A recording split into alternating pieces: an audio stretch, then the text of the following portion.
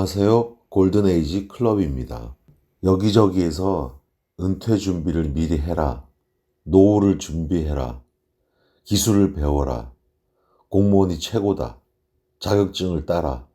존버해라. 아주 쉽게들 얘기합니다.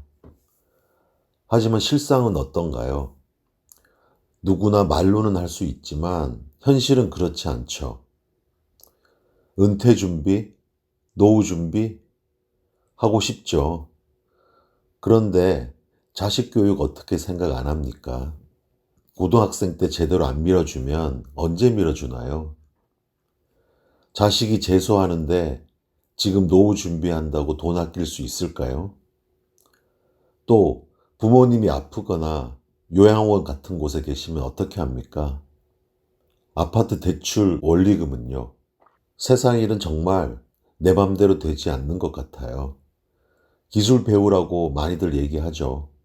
근데 요즘은 베테랑들도 할 일이 줄어서 노는 사람들도 많은데 누가 갓 기술을 배운 초보자에게 일을 주나요? 또 팀으로 주로 움직이는데 기존 팀원들과 일을 하려고 하지 나이도 많고 호흡도 맞춰보지 못한 사람과 일을 하려고 할까요?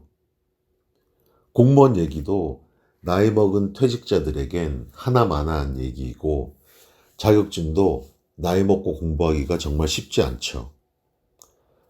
그러면 어쩌란 말이냐 하시겠죠. 배달? 요즘 돈도 안 되고 덥고 춥고 비나 눈 맞고 다니고 또 무지 위험합니다. 택배? 몸도 많이 상하고 배송 수단도 있어야 하고 마감 시간 맞춰야 하고 정말 힘들어요. 쿠팡 물류센터? 젊은이들도 못 버팁니다. 알바? 나이 많으면 안 써줍니다. 저는 어느 정도의 자본을 투입하여 자영업을 해야 한다고 생각합니다. 물론 여유자금 7, 8천은 있어야 합니다. 대출받아서 하면 조급해져서 힘드니까 반드시 여유자금이어야 한다고 생각합니다. 그 돈도 없다면 반드시 모아야 합니다. 시대가 달라지면서 자영업 환경도 급변하고 있습니다.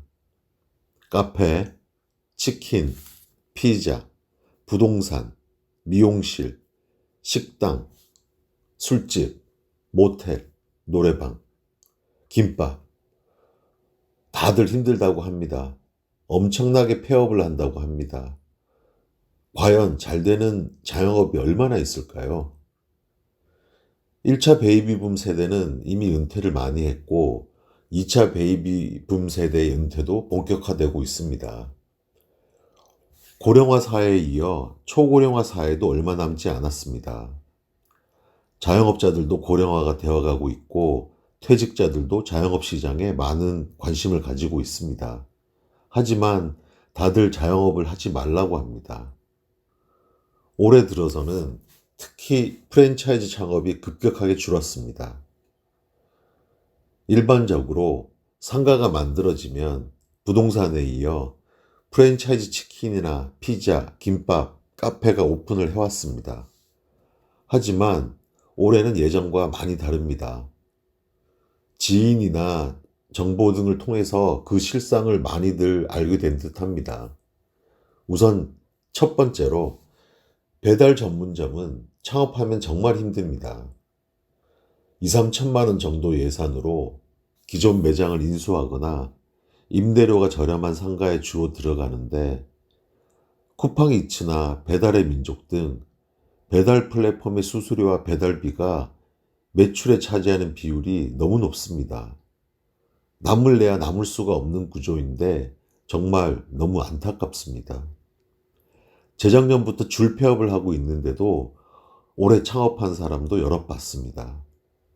기존 배달 전문점에 집기 시설 등을 권리금조로 주고 당연히 오픈부터 수개월째 적자에 허덕이고 몸과 마음도 피폐해져 있었습니다. 객단가가 높고 홀영업과 병행하지 않는 배달 전문점의 창업은 절대로 하면 안 됩니다.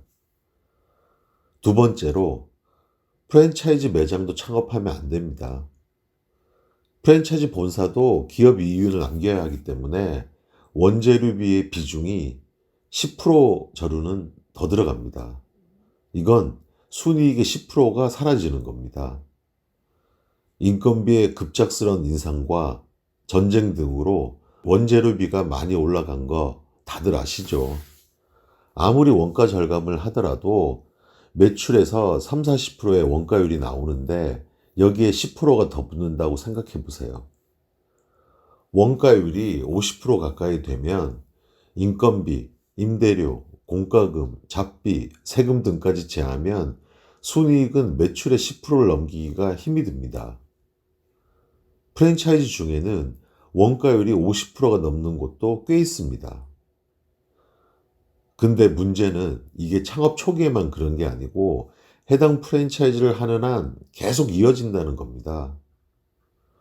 음식에 노하우가 없으니까 어쩔 수 없이 초기에는 가맹비, 교육비에 높은 인테리어 공사비 등을 지불한다고 하더라도 계속 노예처럼 끌려다녀야 합니다. 거기다 배달 플랫폼의 노예로 끌려다니기도 합니다. 프랜차이즈 본사와 배달 플랫폼의 노예, 둘 다인 업종들도 정말 많습니다. 대표적인 게 치킨, 피자 등이죠. 사장 본인이 결정하고 할 수 있는 게 별로 없어요. 비싸도 원재료를 계속 사야 하고 배달 플랫폼을 이용 안 하면 주문이 없으니 계속 질질 끌려다닙니다. 유명 프랜차이즈 매장을 막상 오픈하려면 이래저래 2억 원은 넘게 듭니다. 알아보시면 점포 개설 비용에 포함되지 않는 항목들이 아주 많습니다. 세 번째로 부동산 중개업소도 말리고 싶은 업종입니다. 예전에는 돈을 꽤 벌기도 했던 업종이었지만 최근 들어서는 그렇지 않습니다. 공인중개사 자격증을 따는 것도 쉬운 게 아닌데 따더라도 중개업소를 차리는데 수천만 원이 듭니다. 보통 신축 아파트 단지 내 상가에 차리는데 입주장이 끝나고 나면 상당 기간 매출이 거의 없습니다. 힘들게 자격증을 따고 오픈하고도 버티지 못하고 폐업하는 경우도 허다합니다. 남은 얘기들은 다음 회에 더 하기로 하고 오늘은 라가블린 16년을 한잔 해야겠습니다. 넷플릭스에서 그 땅에는 신이 없다를 보다가 잠들까 합니다. 말도 좋아하고 여자도 좋아하니까 딱이죠. 여성 서부극이라고 할까요? 재밌어요. 근데 에마 부인과는 달라요.